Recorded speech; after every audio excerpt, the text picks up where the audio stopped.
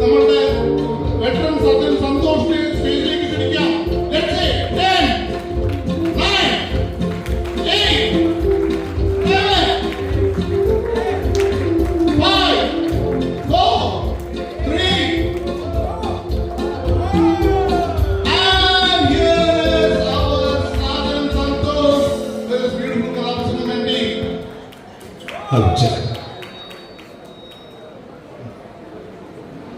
സംബന്ധിച്ച് ഗുരുജനങ്ങൾ, പ്രിയപ്പെട്ട സഹോദരരെ, സ്നേഹം നിറഞ്ഞ എറണാകുളം എയർഫോഴ്സ് അസോസിയേഷൻ കുടുംബാംഗങ്ങൾ, ഏവർക്കും ഈ കൊച്ചു കഥാപ്രസംഗത്തിലേക്ക് സുസ്വാഗതം.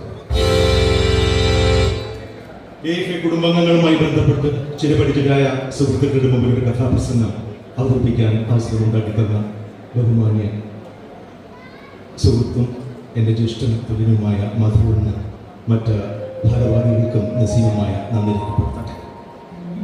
ദീർഘനാളത്തെ രാജ്യസേവനത്തിന് ശേഷം നാട്ടിൽ തിരിച്ചെത്തി പ്രശോഭിതമായ ഒരു ജീവിതം കെട്ടിപ്പടുത്ത് നമ്മൾ തെളിഞ്ഞു നമ്മെ കൈപിടിച്ചുയർത്തിയ, നമ്മെ ഇന്ന് നാമാക്കി മാറ്റിയ ഇന്ത്യൻ എയർഫോഴ്സ് എന്ന മഹാപ്രസ്ഥാനമാണ്. ആ പ്രസ്ഥാനം തന്ന അടിത്തറ. ഒരു കാര്യം പറയട്ടെ, പട്ടാളത്തിൽ കിട്ടിയ ബൃഹത്തായ ഈ കൂട്ടുകെട്ട് മറ്റ് ഒരു സമൂഹത്തിലും കിട്ടത്തില്ല. സത്യമല്ല. അതിന് ഏറ്റവും വലിയ ഉദാഹരണമാണ് ഇന്നിവിടെ നടന്നുകൊണ്ടിരിക്കുന്ന ഓർഗനൈസ് ചെയ്യപ്പെട്ടിരിക്കുന്ന കുടുംബസംഗമം.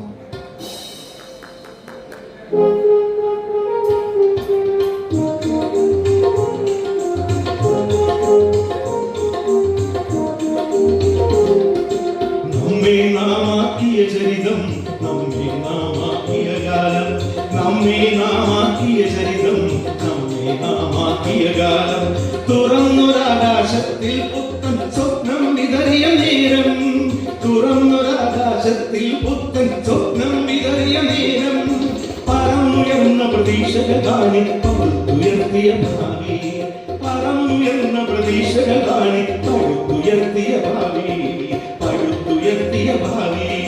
നമ്മെ നാമാക്കിയ ചരിതം, നമ്മെ നാമാക്കിയ കാലം, നമ്മെ നാമാക്കിയ ചരിതം, നമ്മെ നാമാക്കിയ കാലം. എന്റെ ട്രെയിനിങ് സെന്റർ മുതൽ അവസാന യൂണിറ്റ് വരെ ഉണ്ടായിട്ടുള്ള പല വ്യക്തികളും ഇവിടെയുണ്ട്. 1986 സർവീസിൽ പ്രവേശിച്ച ഞാൻ 2002 സ്വമേധയ റിട്ടയർമെന്റ് എടുത്ത് ഒരു ഗൾഫുകാരന്റെ ചട്ടക്കൂടിലേക്ക് മാറി. എവിടെ പോയാലും എയർഫോഴ്സുകാരനായാൽ കിട്ടുന്ന ഒരു ബഹുമതി കാലം കാത്തു സൂക്ഷിച്ച സാക്ഷ്യപത്രമാക്കപ്പെട്ടു. സർവീസ് ലൈഫിൽ എനിക്ക് ലഭിച്ച ഒരു കൂട്ടുകാരനെ കുറിച്ച് പറഞ്ഞുകൊണ്ട് നമുക്ക് എല്ലാവർക്കും അറിയാം.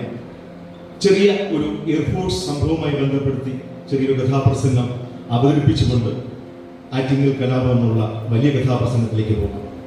കാലഘട്ടം 1987. വടക്കുനിന്ന് തീവണ്ടി അതാ കാൺപൂർ റെയിൽവേ സ്റ്റേഷന്റെ സെൻട്രൽ റെയിൽവേ സ്റ്റേഷന്റെ 4ാമത്തെ പ്ലാറ്റ്ഫോമിൽ നിൽക്കുന്നു.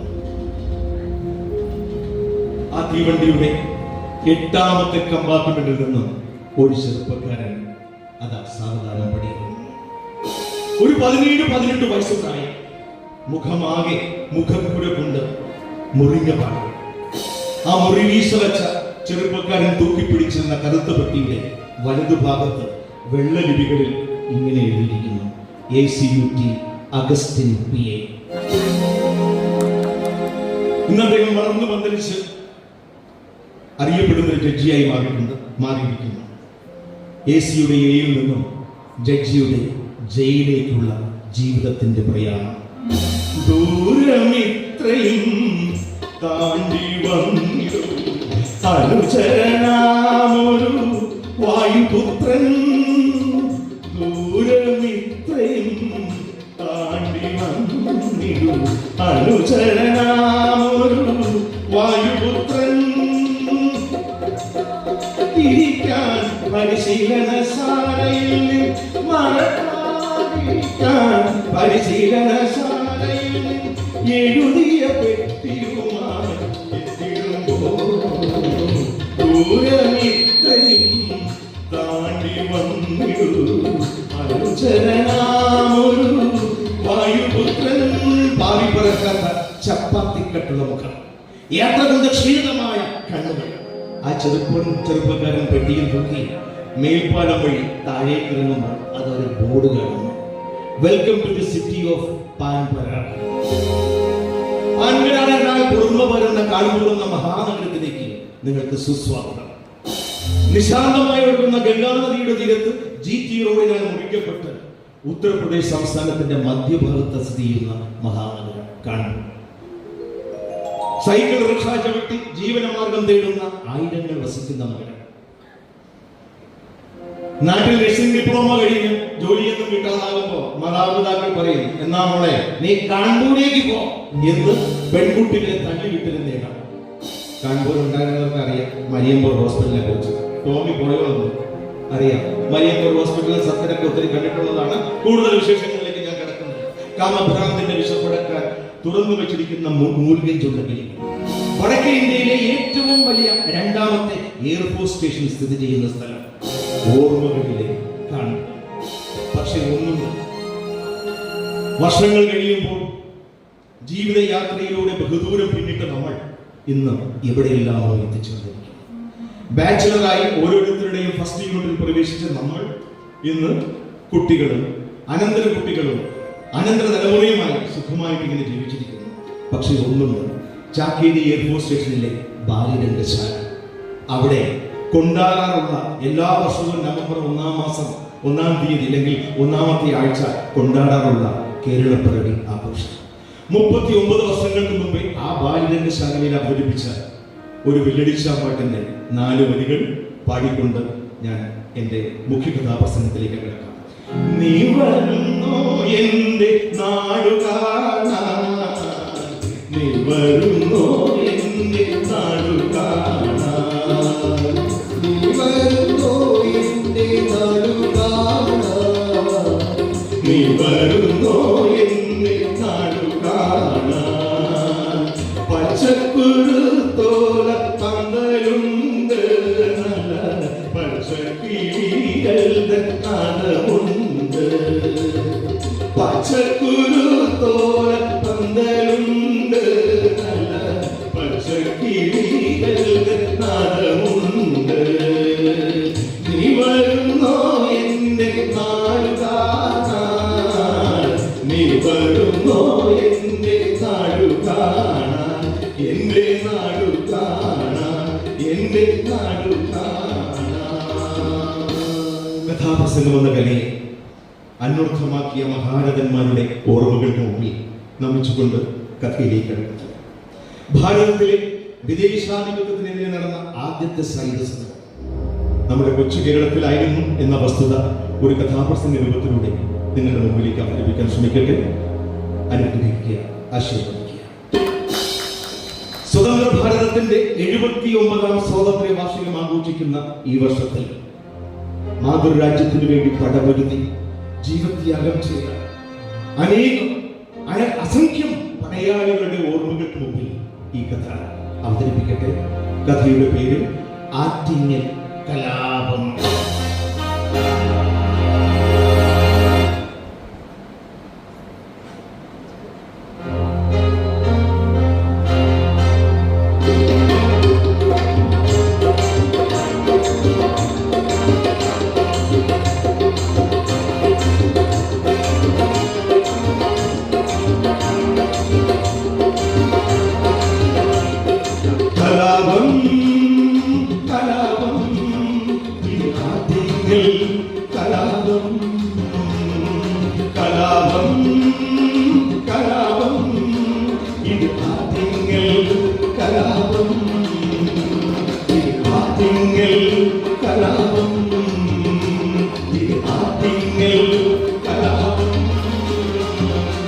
കേരള സംസ്ഥാനത്തിന്റെ തലസ്ഥാന നഗരമായ തിരുവനന്തപുരം അങ്ങ് ദൂരെ ആ നഗരിക്കടുത്ത് ജില്ലയിലെ ഏറ്റവും കൂടുതൽ പ്രൈവറ്റ് ട്യൂട്ടോറിയൽ സ്ഥാപനങ്ങളാൽ സമ്പന്നമായ ഒരു കൊച്ചു വാമനപുരം നദിയുടെ പട്ടാളം ചുറ്റി മന്ദരസിച്ച് സുസ്മേരവതയായി നിൽക്കുന്ന ആ പട്ടണം മറ്റൊന്നല്ല, പേര് ആറ്റിങ്ങൽ. സ്പന്ദനമേകിയ പട്ടണമോ മനം ബന്ധിതമാക്കിയ പൂർവികരു, സ്പന്ദനമേകിയ പട്ടണമോ മനം പൂർവികരോ അവിടെ കാണാൻ മറന്നുപോയൊരു സമര ചരിത്ര സ്മാരകവും അവിടെ കാണാൻ മറന്നുപോയൊരു സമര ചരിത്ര സ്മാരകവും സ്പന്ദനമേറിയ പട്ടണമോ മനോഗന്ധിതമാക്കിയ പൂർവികരോ. ആ കൊച്ചുകുടുംബത്തിൽ ഒരു കഥയുണ്ട്, ഒരു കാഹളത്തിന്റെ കഥ, ഒരു വിദ്വേഷത്തിന്റെ കഥ, ഒരു സമരത്തിന്റെ കഥ, ഒരു കലാപത്തിന്റെ കഥ. കലാപം കലാപം ഇത് ആറ്റിങ്ങൽ കലാപം. കലാപം കലാപം ഇത് ആറ്റിങ്ങൽ കലാപം. ഇത് ആറ്റിങ്ങൽ കലാപം. എന്താണ് ആറ്റിങ്ങൽ കലാപം? 1721 അന്നത്തെ തിരുവിതാംകൂർ പ്രവിശ്യയിലുള്ള ചിറയൻകീഴ് ആറ്റിങ്ങൽ താലൂക്കിൽപ്പെട്ട പൊട്ടിപ്പുറപ്പെട്ട സ്വാതന്ത്ര്യ സമരമാണ് ആറ്റിങ്ങൽ കലാപമായി രൂപപ്പെട്ടത്. ആറ്റിങ്ങലിൽ നിന്നകന്ന് കോട്ടയത്തെ, ആറ്റിങ്ങലിൽ നിന്നകന്ന് അഞ്ചുതെങ്ങു കോട്ടയത്തെ പോരാട്ട വീരൻ ചരിത്രം പറയാനുണ്ട്. പോരാട്ട വീരൻ ചരിത്രം ആറ്റിങ്ങലിൽ നിന്നകന്ന് അത്ഭുതങ്ങു കോട്ടയത്തെ. സ്വതന്ത്ര ഇന്ത്യക്ക് വേണ്ടിയിട്ടുള്ള ആദ്യത്തെ പോരാട്ടം ശിപായി ലഹള എന്ന ചരിത്രം രേഖപ്പെടുത്തുമ്പോൾ അതിനു മുമ്പ് എത്രയോ വർഷങ്ങൾക്ക് മുമ്പാണ് ആറ്റിങ്ങൽ കലാപം ഉണ്ടായത്. എന്നാൽ ബ്രിട്ടീഷുകാർക്ക് എതിരെയുള്ള ആദ്യത്തെ സൈനിക കലാപത്തെ രാഷ്ട്രീയക്കാരും നിരൂപകരും എന്തിനേറെ മലയാളികളായ നമ്മൾ പോലും മറന്നത് മറ്റൊരു ചരിത്രം പറയാനുണ്ട്. പോരാട്ട വീര ചരിത്രം പറയാനുണ്ട്. കൊടുമൺപിള്ളൻ പോരാട്ട വീര ചരിത്രം. ആരാണ് കൊടുമൺ പിള്ള? നന്ദികേടിന്റെ പുറങ്കാൽ കൊണ്ട് ചരിത്രത്തിന്റെ ചവറ്റുകുട്ടയിലേക്ക് വലിച്ചെറിയപ്പെട്ട സേനാനായകൻ ആറ്റിങ്ങൽ കൊട്ടാരത്തിലെ ഓയിൽമറാണി തമ്പുരാട്ടിയുടെ സർവ്വസൈന്യാംഗങ്ങൾ. എട്ടുവീട്ടിപ്പിള്ള കുടുംബത്തിലെ ഒരു അംഗം കൊടുമൺപിള്ള. ഭരണ സൗകര്യാർത്ഥം അന്ന് കേരളം പല നാട്ടുരാജ്യങ്ങളായി വിഭജിക്കപ്പെട്ടിരുന്നു. അതിൽ തിരുവിതാംകൂർ രാജവംശത്തിന്റെ വീട് അമ്മ വീട് എന്നറിയപ്പെടുന്ന ഒരു തറവാടായിരുന്ന കൊട്ടാരമായിരുന്നു ആറ്റിങ്ങൽ കൊട്ടാരം. ആറ്റിങ്ങൽ കൊട്ടാരത്തിന്റെ സർവാധികാരിയായിരുന്ന ഉമ്മയമ്മറാണി തമ്പുരാട്ടി ഈസ്റ്റ് ഇന്ത്യ കമ്പനിയും തമ്മിൽ നടത്തിയ ഒരു കച്ചവട ഉടമ്പടി ഉണ്ടായിരുന്നു. കച്ചവടം അഞ്ചുതെങ്ങ് ആസ്ഥാനമായി കച്ചവടം ചെയ്യാൻ വേണ്ടി മാത്രം ഉണ്ടാക്കപ്പെട്ട ഉടമ്പടി. അത് സാവകാശം കാലക്രമേണ വിച്ഛേദിക്കപ്പെട്ടു. അത് നടത്തപ്പെടാതായി. അതാണ് ആറ്റിങ്ങൽ കലാപത്തിലേക്ക് വഴിതെളിച്ചത്.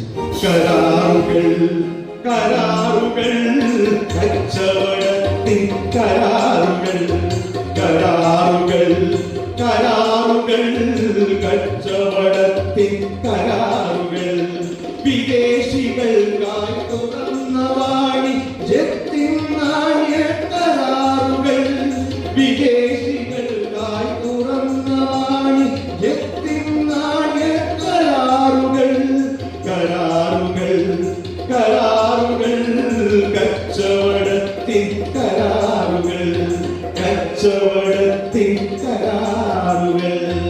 വിദേശമണി ഇങ്ങോട്ട് കിട്ടും, സുഗന്ധദ്രവ്യങ്ങൾ അങ്ങോട്ട് കൊടുക്കും, ഇങ്ങോട്ട് കിട്ടും അങ്ങോട്ട് കൊടുക്കും. അങ്ങനെ കൊടുക്കലും വാങ്ങലുമായി മുന്നോട്ട് പോയപ്പോ കൊടുമൺപിള്ളയ്ക്ക് അതത്ര തീരെ പിടിച്ചില്ല. അദ്ദേഹത്തിന് ആദ്യം മുതൽ തന്നെ ഈ ഉടമ്പടിയോട് ഈ എഗ്രിമെന്റിനോട് ദേഷ്യമുണ്ടായിരുന്നു. പറഞ്ഞിട്ടെന്ത് കാര്യം? രാജ്ഞി വരണമല്ലേ, രാജ്ഞി വരണം. തിരുവായിക്ക് മറുവായില്ല. കരാർ ഒപ്പിട്ട് കഴിഞ്ഞപ്പോൾ സായിപ്പന്മാരുടെ സ്വഭാവം മാറ്റപ്പെട്ടു. പാലം കിടക്കുമ്പോഴും നാരായണ എന്ന് പറഞ്ഞ് നടന്ന അവർ പാലം കിടന്നപ്പോ ഊരായണയായി. അഞ്ചുതെങ്ങ് ആസ്ഥാനമായി കച്ചവടം ചെയ്യാൻ ചോദിച്ചു ചെന്നവർ അവിടെ പതുക്കെ പതുക്കെ ഒരു കോട്ട പണിതു. കോട്ടയ്ക്കകത്ത് ആയുധ പരിശീലനം ചെയ്യാൻ തുടങ്ങി, ആയുധ ശേഖരം ചെയ്യാൻ തുടങ്ങി, സൈനിക താവളം ചിത്രീകരിക്കാൻ തുടങ്ങി. സൂക്ഷിച്ചു. ഇങ്ങനെ പോയി കഴിഞ്ഞാൽ ബ്രിട്ടീഷുകാർ വന്നതിന്റെ ഉദ്ദേശം വേറെയാണ്.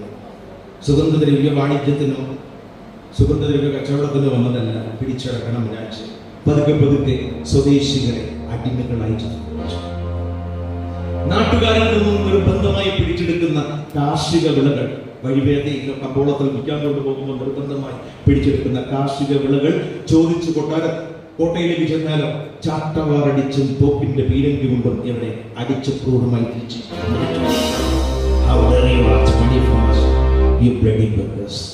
ചോദിച്ചത് കേട്ട ഭാരതത്തിലെ നിങ്ങളും നമ്മളും അടങ്ങുന്ന കാർഷികരോട് അല്ലെങ്കിൽ യുവജനങ്ങളോട് ചോദിച്ചതാണ്, how dare you ask money from us, you bloody buggers. ക്രൂരപീഡനം ഏറ്റുവാങ്ങുവാൻ ഇനി ജന്മം സാധ്യമല്ല. ക്രൂരപീഡനം ഏറ്റുവാങ്ങുവാൻ ഇനി ജന്മം സാധ്യമല്ല. മറക്കാൻ പൊറുക്കാൻ കഴിയാത്ത ചെയ്തികൾ, മറക്കാൻ പൊറുക്കാൻ കഴിയാത്ത ചെയ്തികൾ മായാതെ നിൽപ്പൂ മനകാലത്തിൽ. ക്രൂരപീഡനം ഏറ്റുവാങ്ങുവാൻ ഈ ജന്മം സാധ്യമല്ല. മടുത്തു. ബ്രിട്ടീഷുകാരെ കൊണ്ട് സഹിച്ചിട്ട് ഇങ്ങനെ അടിയും തുപ്പും വെട്ടും കൊണ്ട് ജീവിക്കാൻ വയ്യ. ബ്രിട്ടീഷുകാരുടെ അക്രമം സഹിക്കാതെ വയ്യപ്പോ ഒരു കൂട്ടം ചെറുപ്പക്കാർ കൊട്ടാരത്തെ ലക്ഷ്യമാക്കി നിന്ന് സേനാധിപന് മുഖം കാണിക്കണം. ഒരു 20-21 പേര് വരും. അന്നൊക്കെ ഒരു ഒരുമയുണ്ടായിരുന്നു അല്ലേ? ഇന്നെങ്ങനെയാണോ? ഇന്നെങ്ങനെയല്ല, ഇന്ന് ഒരുമയില്ല, എല്ലാവരും സ്വതന്ത്രരാണ്. നമ്മുടെ സത്യസാറിന്റെ വീട്ടില് കള്ളം കയറി കഴിഞ്ഞാൽ നമ്മൾ പറയാം, അത് സത്യസാറിന്റെ വീട്ടിലല്ലേ കള്ളം കയറി. അതുകൊണ്ട് തന്നെ ചേച്ചിയുടെ മാല മോഷിച്ചോണ്ട് പോയി കഴിഞ്ഞാൽ 3-3.5 പവന്റെ മാല മോഷിച്ചോണ്ട് പോയി കഴിഞ്ഞാൽ അത് നമ്മളെ ബാധിക്കുന്ന പ്രശ്നം ഒരു ചേച്ചിയുടെ പറയാം. പക്ഷെ അന്നങ്ങനെയല്ല, ഒരുമയുണ്ടായി. ഒറ്റക്കെട്ടായി ആ ചെറുപ്പക്കാർ 20-21 പേർ ആറ്റിങ്ങൽ കൊട്ടാരം ലക്ഷ്യമാക്കി.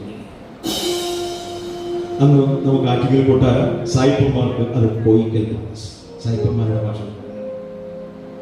കൊട്ടാരവാദികളെത്തിയപ്പോ ഭടന്മാർ വിധവും അതും സംഘമായി വന്നിരിക്കുന്നു.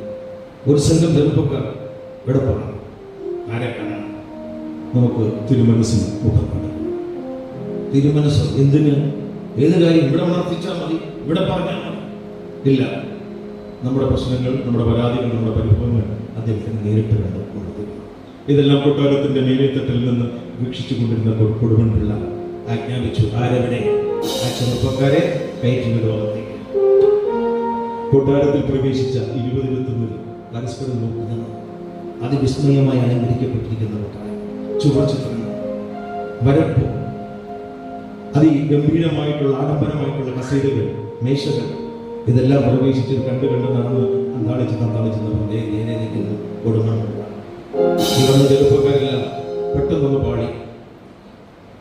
ഒരു 6 അടി തീഷ്ണമായ കണ്ണുകൾ, ഉയർന്ന നാസിക, അതിന് താഴെ ഒതുക്കി വെച്ചിരിക്കുന്ന ചെറിയൊരു കൊമ്പൻ മീശ, ആയുധങ്ങളെയും തടക്കവും പഴക്കവും വന്ന ശരീരം, അരയിൽ കിഴുകിയിട്ട ഉടവാൾ, ഞൊറിഞ്ഞൊടുത്തിരിക്കുന്ന കസവും.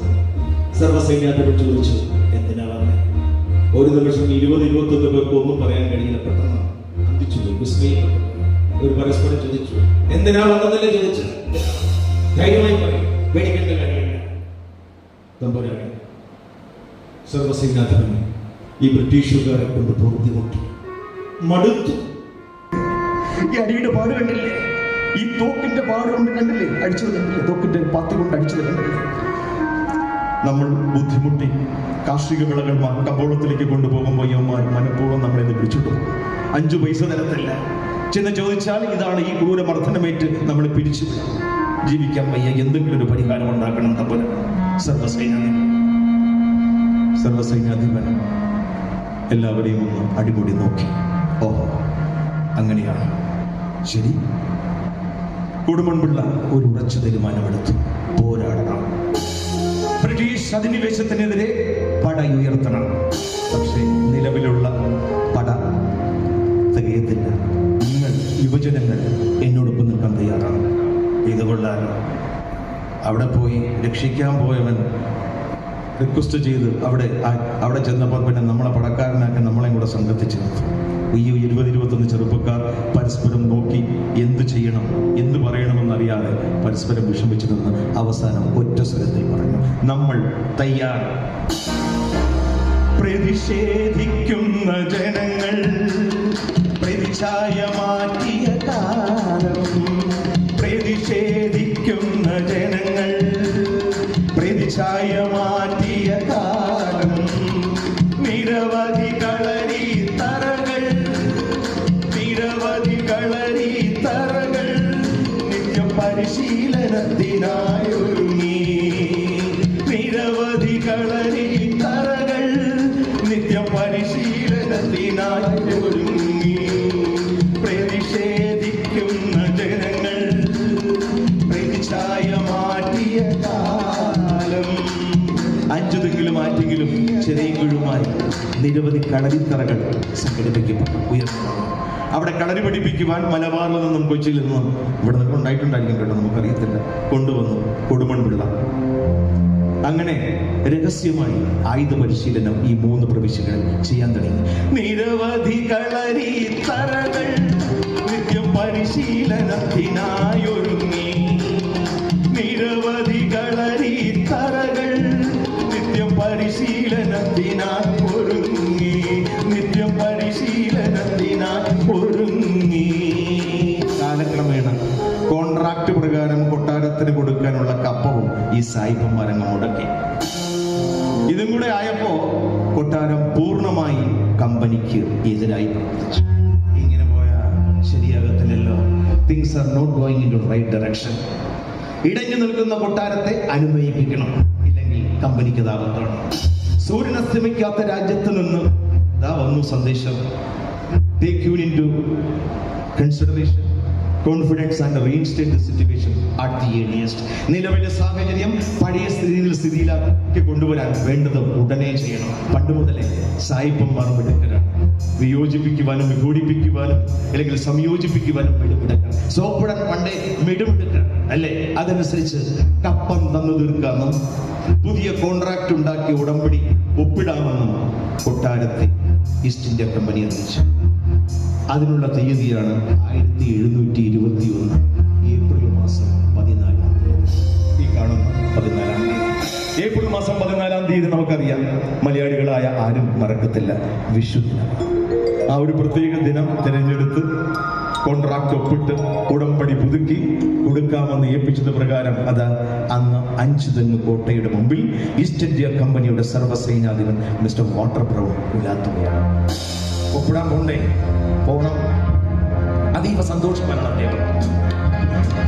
കരാർ പുതുക്കാൻ പോകുന്ന ദിവസമല്ലേ, സന്തോഷം കാണാതിരിക്കത്തില്ല. കൊട്ടാരത്തെ പ്രീണിപ്പിക്കുവാനും പ്രീതിപ്പെടുത്തുവാനും വേണ്ടി പെട്ടികൾ നിറയെ സ്വർണ്ണാഭരണങ്ങൾ, വജ്രങ്ങൾ, കാഴ്ചവസ്തുക്കളെല്ലാം നിറച്ചു വച്ചിരിക്കുന്നു. ഒറ്റയ്ക്കല്ല, കൂട്ടത്തിൽ 100-ൽ പരം അനുയായികൾ. യമരെല്ലാവരും പേടിത്തുണ്ടന്മാരാണ്. ഒറ്റയ്ക്കെങ്ങും കൂട്ടത്തിൽ ചുറ്റാളുണ്ടെങ്കിൽ എവിടെയെങ്കിലും കയറി പോകും. നമ്മൾ വിചാരിക്കും പോലെ ഒന്നുമല്ല, പേടിത്തുണ്ടാണ്. നമ്മളൊക്കെ അറിയാലോ, ഗൾഫിലൊക്കെ വർക്ക് ചെയ്തിട്ടുള്ള ആൾക്കാരാണല്ലോ. ഒറ്റയ്ക്കൊന്നും ചെയ്യത്തില്ല, കൂട്ടത്തിൽ ഒരു സംഘം ആൾക്കാർ വേണം. ആറ്റിങ്ങൽ കൊട്ടാരത്തിലേക്കുള്ള യാത്ര അന്ന് പുഴമാർഗമാണ്. ഇന്നത്തെ വാമനപുരം നദി. അതാ ഒരു ഭടൻ പോകുന്നേ, നീ വാ, നിന്നെ തന്നെ വാ, go and see everything is ready for the journey or not. ആ ഭടൻ ശരവേഗത്തിൽ പോയി അതേ വേഗത്തിൽ തിരിച്ചു വന്നിട്ട് പറഞ്ഞു, yes your honour, everything is ready for the journey. Water Brown അത്രയ്ക്ക് പിടിച്ചില്ല. അദ്ദേഹത്തിന് ഒന്നുകൂടി പോയി നോക്കണം. കോട്ടയുടെ മേളിൽ അദ്ദേഹം ചെന്ന് നോക്കി. ശരിയാണല്ലോ, 3 പടുകൂറ്റം ബോട്ടുകൾ വന്ന് കിടക്കുന്നു യാത്രയ്ക്ക്.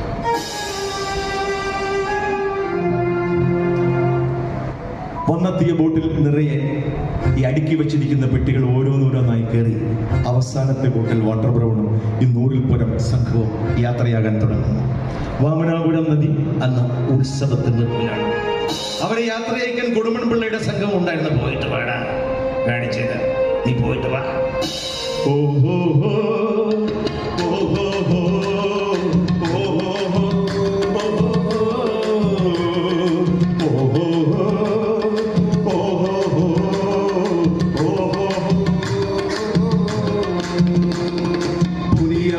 ചന്ദ്രികയിൽ പൂത്തുല പൂത്തുലഞ്ഞ മോഹമായി തുഴതുഴഞ്ഞു ഞങ്ങളെത്തും സർവവ്യാപിയായി. പുതിയ വാനചന്ദ്രികയിൽ പൂത്തുലഞ്ഞ മോഹമായി തുഴതുഴഞ്ഞു ഞങ്ങളെത്തും സർവവ്യാപിയായി. ഓഹോ ഓഹോ ഓഹോ we'll teach you a lesson pretty intense.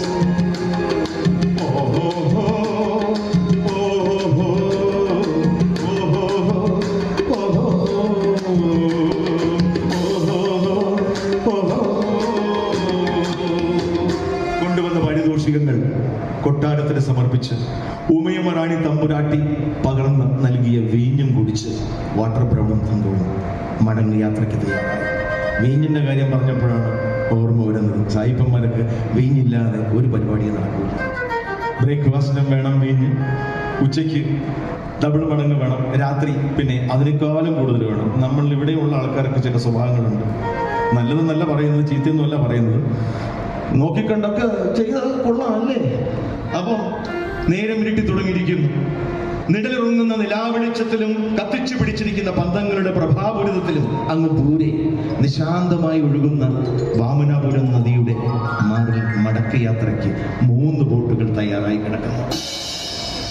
പുഴയരികിൽ water ബ്രൗണും സംഘവും എത്തി മടക്കയാത്രയ്ക്ക് തയ്യാറായി. ചെറുതായിട്ടൊക്കെ ആടുന്നുണ്ടായിരുന്നു.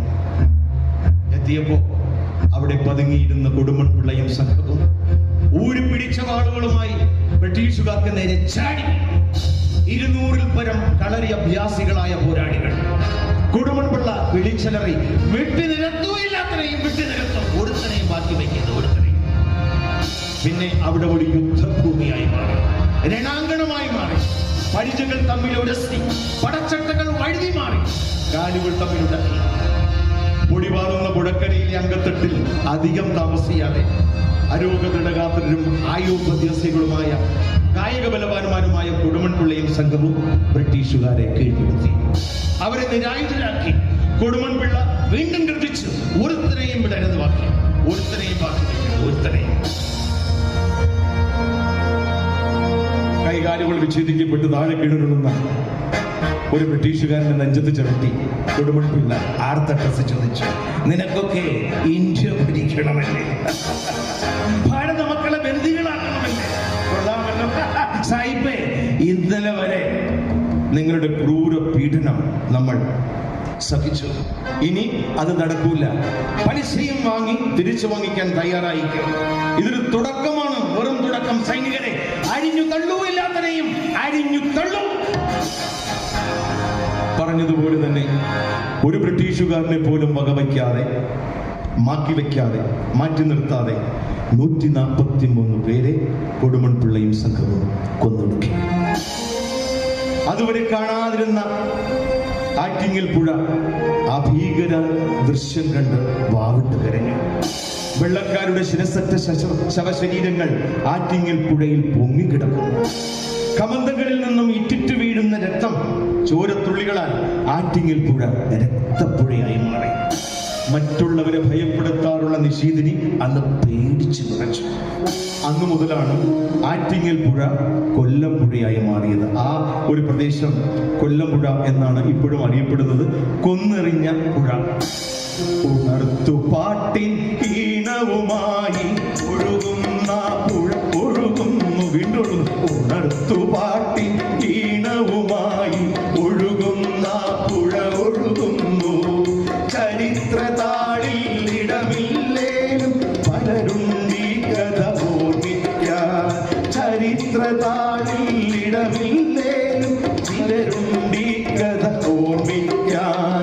നെഞ്ചുവിടിച്ചഭിമാനത്തോടെ ചൊല്ലും നമ്മൾ, നെഞ്ചുവിടിച്ചഭിമാനത്തോടെ ചൊല്ലും നമ്മൾ. ആറ്റിങ്ങൽ സമരം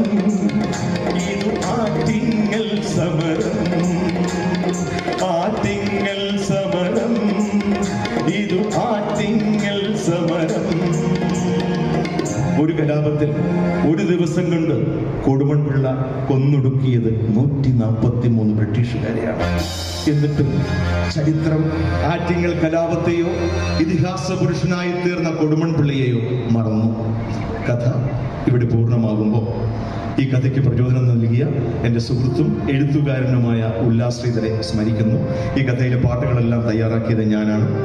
ഈ കഥ ഇവിടെ ഇരുന്ന് നല്ല രീതിയിലുള്ള പ്രോത്സാഹനമേകിയ മാന്യ പ്രേക്ഷകർക്കാണ് ആദ്യം നന്ദി രേഖപ്പെടുത്തേണ്ടത്.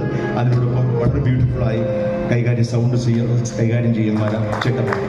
ഈ വേദിയിൽ എന്നോടൊപ്പം സഞ്ചരിച്ചത് തബല ശ്രീ രമേശ്. ഇദ്ദേഹം ഒരു ഫാമിലിയാണ്. ഇദ്ദേഹം പിതാവാണ്, 2 മക്കളാണ്.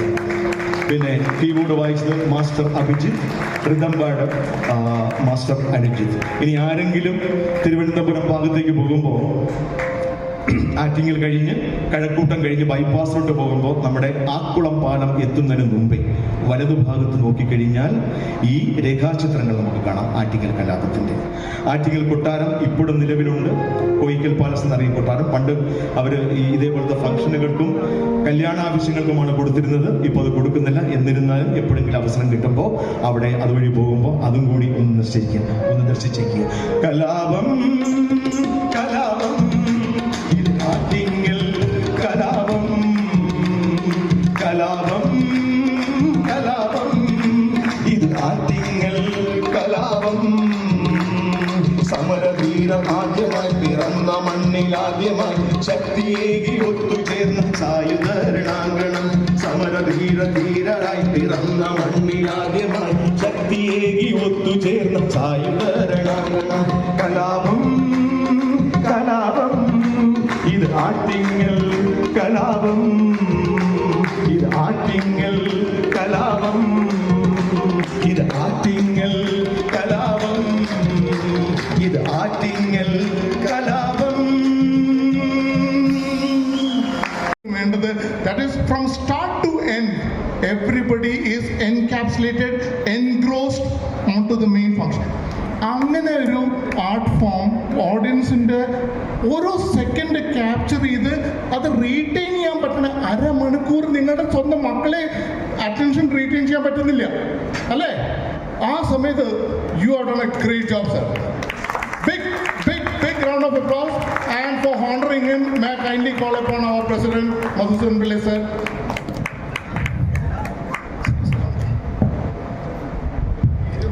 റിയലി ഞാൻ ഇത്രയും പ്രതീക്ഷയില്ല. എൻ്റെ ഒരു സുഹൃത്തു കൂടാണ്, എൻ്റെ പയ്യനാണ് അദ്ദേഹം. ഞാൻ പറഞ്ഞപ്പോൾ ഞങ്ങളുടെ സമയമെല്ലാം ഞങ്ങൾ കുറേ അഡ്ജസ്റ്റ് ചെയ്തു. ആക്ച്വലി പ്ലാൻ ചെയ്ത് നമ്മുടെ 12 തൊട്ട് 1 മണി വരെയായിരുന്നു. ഇടയ്ക്ക് നമ്മുടെ പ്രോഗ്രാം അവർ രാവിലെ 4 മണിക്കാണ് ട്രിവാൻഡ്രത്ത് നിന്ന് സ്റ്റാർട്ട് ചെയ്ത് വന്നവർ വെയിറ്റ് ചെയ്യുമായിരുന്നു. ഇടയ്ക്ക് നമ്മുടെ പ്രോഗ്രാം ലേറ്റായതുകൊണ്ട് ഞാൻ റിക്വസ്റ്റ് ചെയ്തു, സന്തോഷം നമുക്ക് ആഫ്റ്റർ ലഞ്ച് കഴിഞ്ഞേക്കാം. അപ്പം നമ്മുടെ ഡോക്ടേഴ്സ് വരാൻ ലേറ്റാവുമെന്ന് ഞാൻ അറിഞ്ഞ, പക്ഷേ ഡോക്ടേഴ്സ് ഒന്നും ഞാൻ കണ്ടില്ലായിരുന്നു. അതുകൊണ്ടാണ് ഞങ്ങൾ ഉച്ച കഴിഞ്ഞുടനെ ഇനി നല്ലൊരു പ്രോഗ്രാമാണെന്ന് ചോദിച്ചത്. എനിക്ക് വളരെ സന്തോഷമായി. Santhosh, great, thank you. Big applause to him. It's not a small venture. All the way അവിടുന്ന് വന്ന് നമുക്ക് വേണ്ടിയിട്ട് ഇങ്ങനത്തെ ഒരു ആർട്ട് ഫോം അവതരിപ്പിക്കും. ഈ കഥ 7ാമത്തെ വേദിയാണത്. അതിൽ 4 വേദികൾ അവതരിപ്പിച്ചത് ദോഹ, ഖത്തറിലാണ്. ഞാൻ അവിടെയാണ് വർക്ക് ചെയ്യുന്നത്. എന്നിട്ട് ഈ വർഷം ബിഗിനിങ്ങിൽ ട്രിവാൻഡ്രത്ത് AVA എയർ വെറ്ററിൻ അസോസിയേഷനിൽ അവതരിപ്പിച്ചു. പിന്നെ വേറെ എൻ്റെ കുടുംബക്ഷേത്രത്തിൽ അവതരിപ്പിച്ചു. എന്നിട്ട് ഇത് ഇവിടെയും കൂടി ഇനി ആഗസ്റ്റ് 15-ന് വേറൊരു വേദിയും കൂടെ ഉണ്ട്. അപ്പോൾ എന്തായാലും ഇത്രയും സ്ഥലങ്ങളിൽ അവതരിപ്പിച്ചിട്ടുണ്ട് എങ്കിലും ഇത്രത്തോളം സാറ് പറഞ്ഞതുപോലെ ടു ദി പോയിന്റ് വാച്ച് ചെയ്തിരുന്ന ഒരു ആഡിയൻസിന് ഹൃദയത്തിൻ്റെ ഭാഷയിൽ നിന്ന് രേഖപ്പെടുത്തുകയാണ്. സത്യമാണ്, by the grace of God ഇത്രയും വലിയ ശക്തമായിട്ടൊരു ഓഡിയൻസ് ഞാൻ ഒരിക്കലും പ്രതീക്ഷിച്ചില്ല. പറഞ്ഞതുപോലെ ആരെങ്കിലും മൊബൈൽ തപ്പിക്കൊണ്ടിരിക്കും, അല്ലെങ്കിൽ സംസാരിച്ചുകൊണ്ടിരിക്കും. Nothing, absolutely it was silence. Awesome. Been a great audience and you've been a great performer, sir.